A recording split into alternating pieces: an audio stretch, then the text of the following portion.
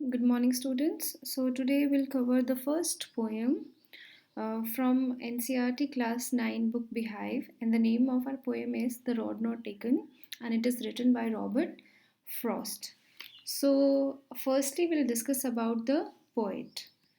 So, Robert Frost, he was born in 1874 San Francisco in USA, and he died in 1963 Boston, USA.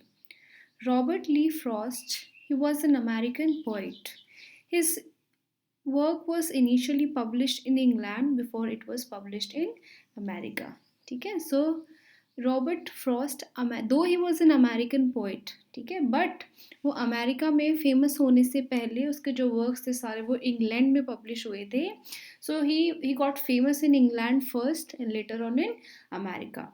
So Frost, he also received 4 Pulitzer Prizes for poetry, and he was one of the most popular and respected American poets of 20th century. Now let's have a quick introduction about the poem. So the poem is relevant to our life, है ना? We can relate this poem to our life. This well-known poem is about making choices and the choices that shape us. ठीक है, poem किसके बारे में है? हमारी life में जो हम अलग अलग चॉइसेस बनाते हैं, ठीक है, और उन्हीं चॉइसेस के कारण हम आगे जाकर, ठीक है, अपना फ्यूचर डिसाइड करते हैं. ठीक है, जो हमारी चॉइसेस होती हैं उन्हीं की वजह से हम आगे जाकर क्या बनते हैं. So the poet says he was faced with the option of 2 paths in the woods. ठीक है, so the once the poet he was traveling through the woods. Woods are forests. Woods is a forest here. ठीक है, सो poet ने क्या कहा कि वो forest से एक बार ट्रैवल कर रहा था. He was going through a forest, ठीक है, और उसके सामने क्या आया, उसके सामने 2 पाथ आए. ठीक है, वो पाथ वर डाइवर्ज्ड, ठीक है, in different directions. So at that point he had an option, ठीक है, कि वो कौन से पाथ को चूज करेगा. So the road is compared to the different career options we have in our life and choose one out of them. ठीक है, जो ये रोड है ना, ये सिंबल है किस चीज़ का, ऑप्शंस का हमारी लाइफ में. ठीक है, for example you are in class 9th now, है ना, you must be having lot of things in your mind, है ना, अबाउट डिफरेंट करियर ऑप्शंस कि आपको 10th के बाद ये करना है ना, 11th में आपको ये सब्जेक्ट लेना है, 12th के बाद आपको ये करना है. ठीक है, तो हम क्या कर सकते हैं, इस पोएम को अपनी लाइफ से बहुत अच्छे तरीके से रिलेट कर सकते हैं. ठीक है, जो पोएट के सामने जो चॉइसेस थी कि वो कौन से रोड पर जाएगा, उसको हम किससे कंपेयर कर सकते हैं, अपनी लाइफ के चॉइसेस के साथ. ठीक है, कि हमें आप क्या करियर है, ठीक है, कौन से करियर की तरफ हम जाएंगे, हम कौन सा ऑप्शन चूज करेंगे जो कि आगे जाकर क्या करेगा, हमें शेप करेगा, हमारे फ्यूचर को शेप करेगा. So Robert Frost he is an American poet, as I told you earlier, who writes simply. ठीक है, बहुत सिंपल पोएम्स लिखते हैं, बट इंसाइटफुली. इंसाइटफुली का क्या मतलब है, what is the meaning of insightfully? Insightfully means some deep inspection, किसी भी चीज़ के बारे में बहुत डीपली सोचना. ठीक है, तो वो बहुत सिंपल चीज़ें लिखते हैं, है ना, हर चीज़ के बारे में बहुत ज़्यादा सोच के उन्होंने लिखा है. And about common and ordinary experiences, ठीक है, जो एक्सपीरियंसेस हमें डे टू डे लाइफ में होते रहते हैं वो उनके बारे में लिखते हैं. So in the poem the road not taken, the road symbolizes our life. ठीक है, जो रोड है वो किसको किसको सिम्बलाइज कर रहा है, हमारी लाइफ को. The poet says that the path that we don't choose in our life is the road not taken. ठीक है, जिस जिस पाथ को हम चूज करते हैं वो तो हमारा फ्यूचर डिसाइड करता है. ठीक है, लेकिन जिस पाथ को हम, ठीक है, जिस ऑप्शन को हम चूज नहीं करते हैं वो क्या है, वो किसको डिनोट करता है, द रोड नॉट टेकन को, कि जो रास्ता हमने नहीं लिया, जो ऑप्शन हमने चूज नहीं किया. So he describes his feelings about that choice that he had left in the past. ठीक है, अब उसके पास जब चॉइस थी, ठीक है, उस टाइम पर उसने जो चॉइस को छोड़ दिया, वो इस पोएम में, है ना, उसकी जो फीलिंग्स थी उस चॉइस को लेकर, जो चॉइस जो उसने छोड़ दी, जो ऑप्शन उसने छोड़ दिया, जो चूज नहीं किया, तो उसको लेकर वो अपनी फीलिंग्स जो है वो हमारे साथ शेयर करता है. तो the path which we have chosen decides our future, our destination. ठीक है, जो पाथ हम चूज करते हैं, जो ऑप्शन हम चूज करते हैं, वही हमारा क्या डिसाइड करते हैं, फ्यूचर भी, हमारे डेस्टिनेशन भी, हमारी मंजिल भी, कि हम कहाँ पहुँचते हैं. The important message that the poet wants to give is that the choice that we make has an impact on our future. ठीक है कि जो भी हम choices आज है ना लेते हैं, जिस भी चीज़ को हम चूज़ करते हैं वो क्या बनाता है, हमारा फ्यूचर बनाता है. उसका किस पे असर पड़ता है, हमारे फ्यूचर पर असर पड़ता है. And if we make a wrong choice, अगर हम गलत चॉइस है ना गलत चीज़ को चूज़ कर लेते हैं, we regret it but cannot go back on it. हम रिग्रेट तो करते हैं है ना, लेकिन हम क्या उस पॉइंट पर जा सकते हैं जब हमने वो राइट है ना ऑप्शन चूज़ नहीं किया होता, नहीं जा सकते हैं. सो बाद में हम क्या करते हैं, सिर्फ रिग्रेट कर सकते हैं. So our future depends on our present, है ना. हमारा फ्यूचर किस पर डिपेंड करता है, हमारे प्रेजेंट पे, है ना. कि आज के टाइम पर हम क्या करते हैं, क्या हम सही चॉइसेस अपनाते हैं, क्या सही डिसीजंस हम बनाते हैं. So we must be wise while making our choices, है ना. हमें बहुत ध्यान से क्या करना चाहिए, अपनी चॉइसेस बनानी चाहिए, है ना. हाँ, ऑप्शंस को चूज करना चाहिए. So this was the introduction of the poem. So now will read our poem, है ना, and let's have its explanation also. So this is our poem. We have 4 stanzas in our poem. ठीक है, तो firstly we'll read our first stanza. See, two roads diverge in a yellow wood, and sorry I could not travel both, but and be one traveler long I stood, and looked down one as far as I could, to where it went and in the undergrowth. ठीक है, now what is the meaning of diverge? Diverge is separated, ठीक है, and took a different direction. Diversion एक एक, ठीक है, एक रास्ता आगे जाकर दो में है ना टर्न हो गया. Fork, like a fork. And yellow wood, what is the meaning of yellow wood? Yellow wood is a forest with decomposing leaves. And what is the meaning of undergrowth? Undergrowth is a dense growth of plants and bushes. ठीक है, so in the very first stanza what the poet said in the first line, two roads diverged in yellow wood. So once the poet, he was walking down a road, and the poet, he reached to a point where there was a diversion. There were two different paths. ठीक है, और वो paths किसकी तरफ जा रहे थे, towards the forest. And sorry I could not travel both, and he felt really sorry because he had to choose one out of the two paths. ठीक है, दोनों रोड में से क्या करना था, उसको एक को चूज करना था, इसलिए उसको क्या नहीं लग रहा था, उसको अच्छा नहीं लग रहा था. So the poet says that as he was one person he could travel only one road, है ना, क्योंकि वो एक ही है तो वो एक ही रोड को ट्रैवल कर पाएगा, और उसको अच्छा नहीं लग रहा है कि उसको दोनों रास्तों में से एक रास्ते को चूज करना पड़ेगा. So and be one traveller long I stood. ठीक है, so he was the only traveler there, so he could travel only one road.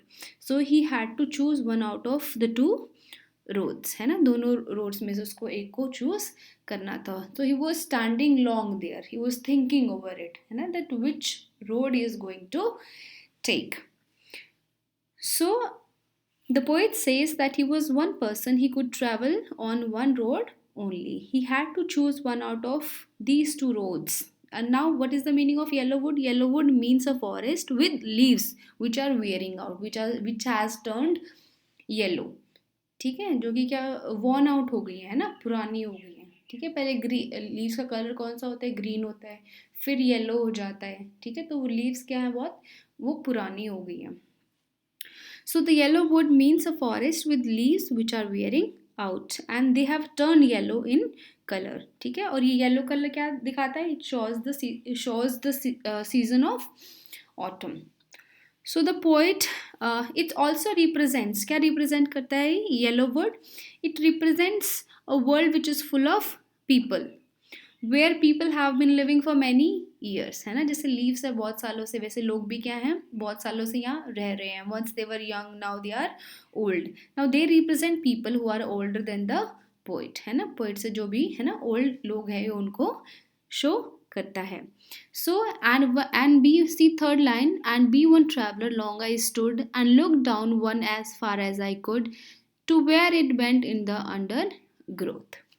So the poet kept standing there and looked at the path very carefully as far as he could see it. ठीक है, वो poet क्या कर रहा है, वहीं पर खड़ा है, है ना, because he was the solo traveller.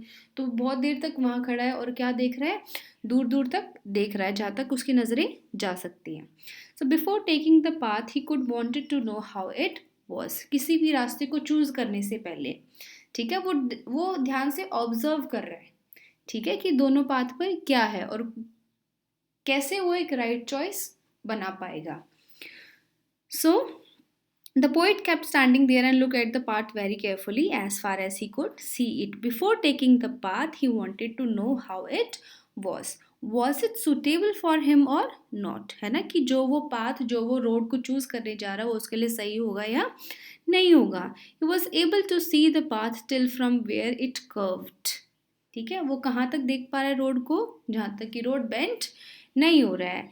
And after that it was all covered with trees and hidden. ठीक है, और रास्ता बेंट होने के बाद जब वो और अंदर रास्ता जा रहा है तो वो क्या है, सारा अब जो ट्रीज हैं उनसे क्या है, हिडन है, अब वो छिप गया है रास्ता, तो उसको अब वो क्लियरली नहीं देख पा रहा है.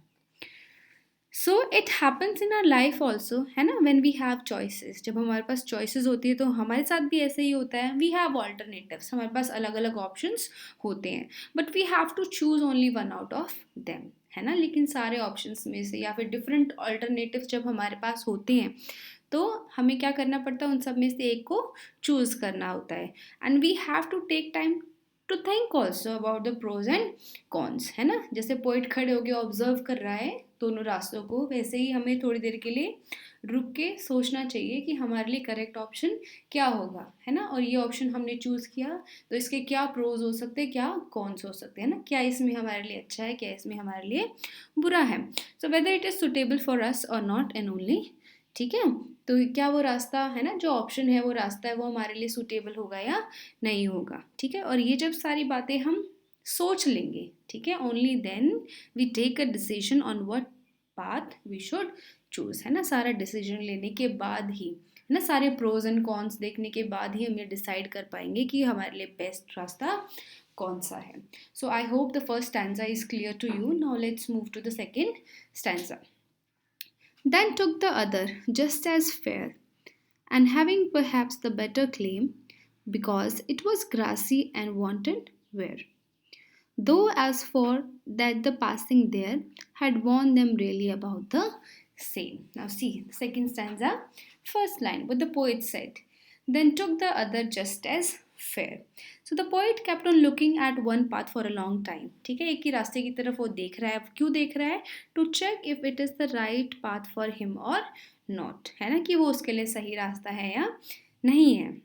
And then he decided and started walking on another path because he felt that both paths were equally good. Just as fair का क्या मतलब है? Both were equally good. ठीक है, अब उसने एक रास्ते को बहुत देर तक देखा, फिर उसने क्या किया, उसने दूसरे रास्ते पर चलना शुरू कर दिया. उसको क्या लगा कि दोनों ही रास्ते जो हैं वो क्या हैं, उतने ही अच्छे हैं. ठीक है, they are equally better, they are equally good. And having perhaps the better claim. Now he further says, he says, है ना, just as fair. So he felt that both paths were equally good and started walking on one of them. है ना, कि दोनों ही रास्ते क्या हैं, equally good हैं, और उसने उनमें से एक रास्ते पर चलना शुरू कर दिया.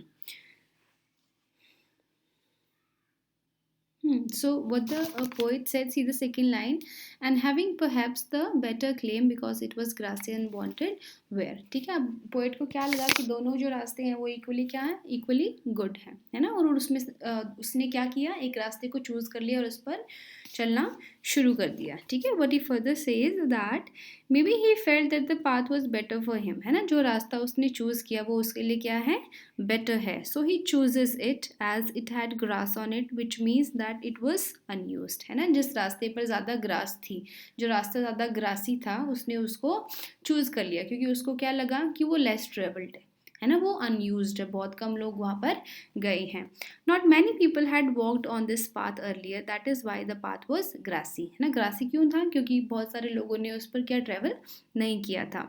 And wanted wear means, what is the meaning of wanted wear, that it was not walked over by many people. ठीक है, बहुत सारे लोगों ने उस पर ट्रेवल नहीं किया था. See the fourth line now. Though as for that the passing there had warned them really about the same. So after he walked on the path for some distance, ठीक है, थोड़ी देर तक है ना वो उसी रास्ते पर चलता रहा, he realized that both the path had been worn out the same way, है ना, दोनों रास्ते क्या हैं, बिल्कुल सिमिलर है, एक जैसे ही हैं, उतने ही लोग गए हैं दोनों रास्तों पर.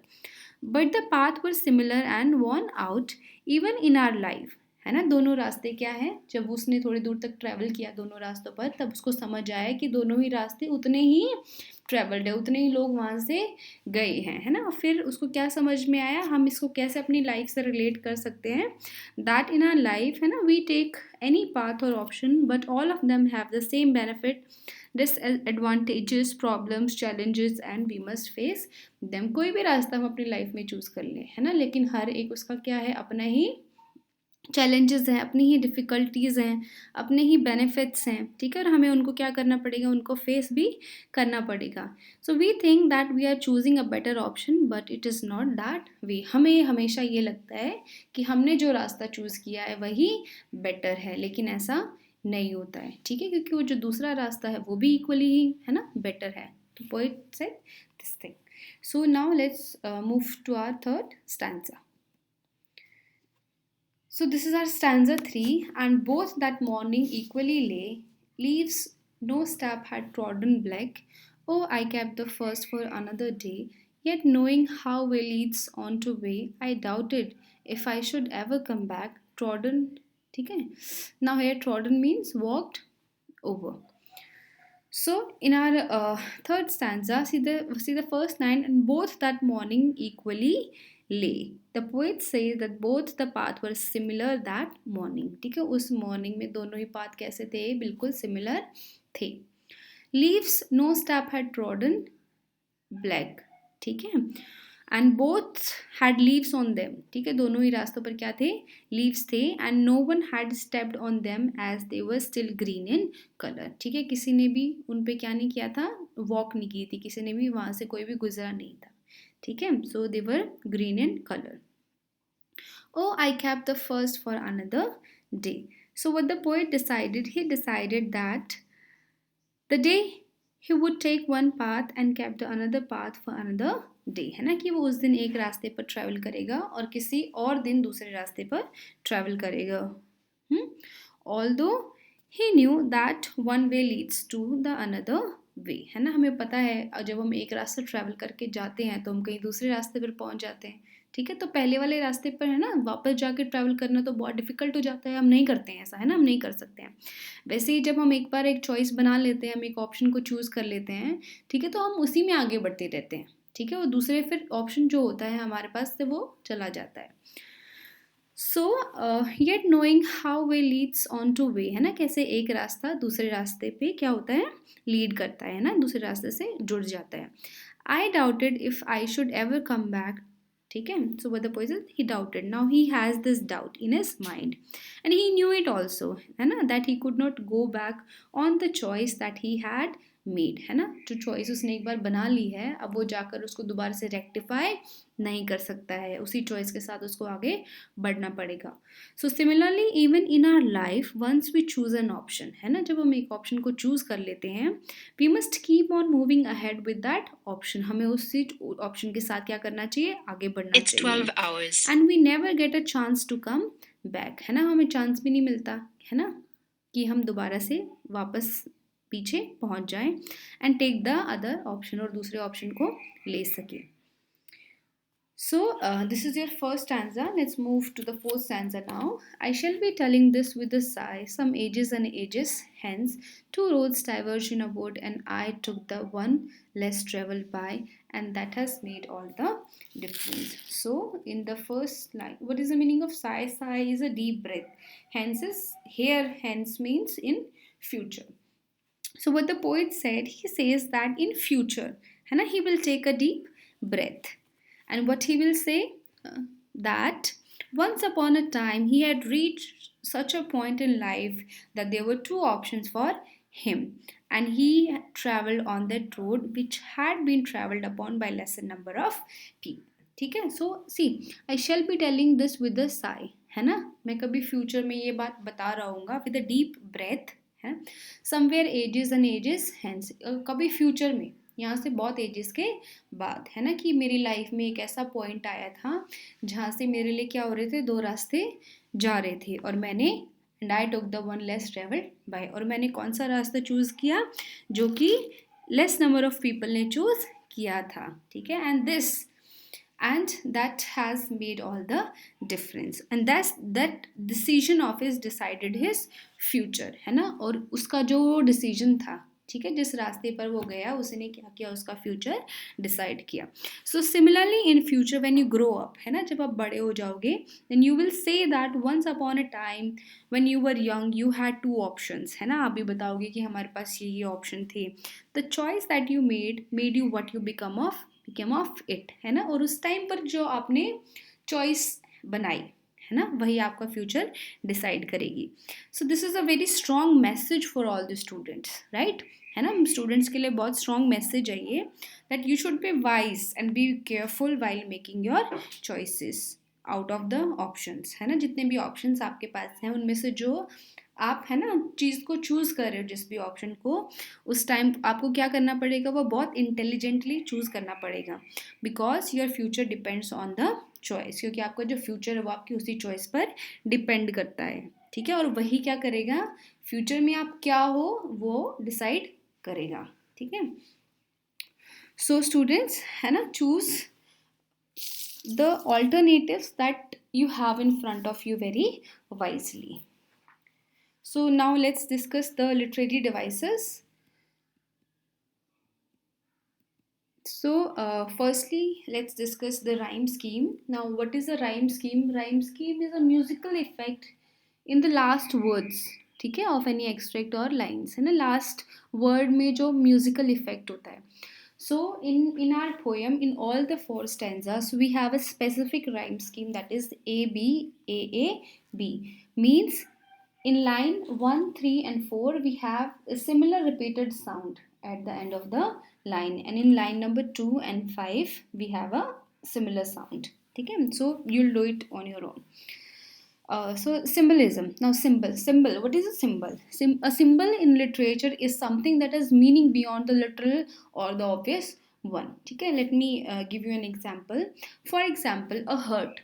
है ना, हर्ट का लिटरली मतलब क्या है, heart literally is the shape like this as shown, ठीक है, ऐसी शेप होती है, but it also represents love और पैशन, लेकिन वो रिप्रेजेंट किसको करता है, हर्ट, लव को और पैशन को. सो हर्ट इज अ सिंबल, ठीक है, वो लिटरल मीनिंग नहीं है यहाँ पे, वो किसी और चीज़ को सिंबलाइज कर रहा है, ठीक है. So here in this poem जो टू रोड्स हैं हमारे, दे रिप्रेजेंट टू और मोर choices in our life. See your third literary device, that is anaphora. Anaphora क्या होता है, the deliberate repetition of the first part of a sentence in order to achieve an artistic effect is called anaphora. For example, and repeated at the beginning of lines 2, 3 and 4. See your stanza 1 and is repeated है ना consecutively in line number 2, 3 and 4. ठीक है, this is anaphora. Now alliteration. What is alliteration?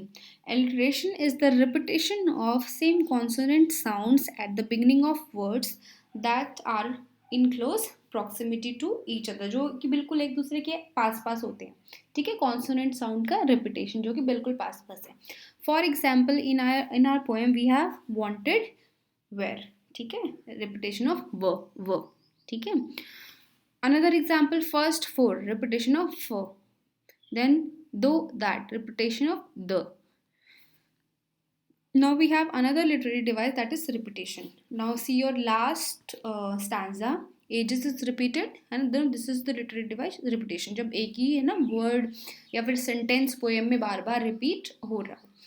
Now in stanza number 4 line number 2, see line number 2 है ना, ages बार बार repeat हो रहे हैं, and two roads diverge in a word. This sentence, it is repeated in stanza 1 also and in stanza 4 also. So now these are our literary devices. Now let's have a quick summary of our poem. So the road not taken is an autobiographical poem. Autobiography, what is the meaning of autobiography? Autobiography क्या होता है, जो है ना अपनी ही life के बारे में, जो राइटर और पोइट अपनी ही लाइफ के बारे में लिखे, ठीक है। सो पोइट ने जो इंसिडेंट एक्सप्लेन किया है पोएम में, वो उसके खुद के साथ हुआ है, ठीक है। उसी को उसने अपनी ही फीलिंग्स है ना के साथ जोड़कर उसने हमारे सामने उसको प्रेजेंट किया है। So it is an autobiographical poem. Once the poet came across a junction, है ना, एक जंक्शन पर वो पहुंचता है, when his path diverge into two, जहाँ पर उसका रास्ता क्या होता है, दो डायरेक्शन में, है ना, डाइवर्ज हो जाता है। And he had to take a decision of which road to take. अब उसको डिसाइड करना है कि उसको कौन से रास्ते पर जाना है, दोनों में से एक उसको चूज करना है। He stood there for a long time and give a serious thought to each road, है ना, वो उसने बहुत ज़्यादा टाइम लिया, उसने बहुत ज़्यादा सोचा, है ना, कि कौन सा रास्ता उसके लिए ठीक रहेगा, उसने ऑब्जर्व किया। Then he decided to take the road which was less travel, ठीक है। अब उसने कौन क्या डिसाइड किया कि वो कौन से रास्ते पर जाएगा जिसको लेस ट्रेवल किया लोगों ने।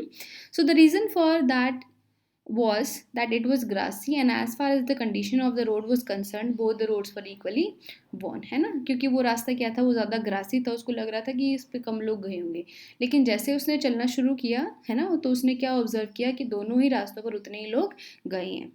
He decided to keep the other road for some other time, though he knew that he might not be able to go back to that road. अब उसको क्या लगा कि इस रास्ते पर मैं कभी और ट्रैवल करूँगा, बट लेकिन उसको पता था, है ना, कि जब हम एक बार अपनी चॉइसेस बना लेते हैं और हम आगे बढ़ जाते हैं तो हम वापस अपने उन ऑल्टरनेटिव्स के पास नहीं जा सकते हैं।